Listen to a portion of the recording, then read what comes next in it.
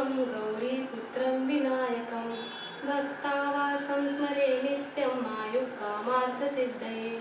प्रथमं वक्रतुण्डं च एकदन्तं द्वितीयकं तृतीयं कृष्णपिङ्गाक्ष गजवक्त्र चतुर्थकं लम्बोदरं पञ्चमं च षष्ठं विकटमेव च सप्तमं विघ्नराजेन्द्रं धूम्रवर्णं तथाष्टमं नवमं बालचन्द्रं च दशमं तु विनायकम् एकादशं गणपतिं द्वादशं तु गजाननं द्वादशैतानि नामानि त्रिसन्ध्यं यत् पठेन्नरः न च विघ्नभयं तस्य सर्वसिद्धिकरं प्रभो।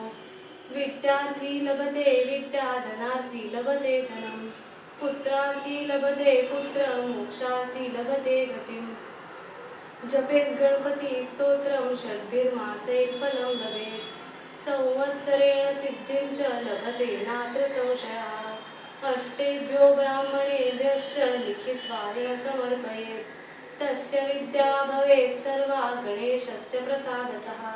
इति श्री नारद पुराणे संकटनाशनं नाम गणपति स्तोत्रं सम्पूर्णम्।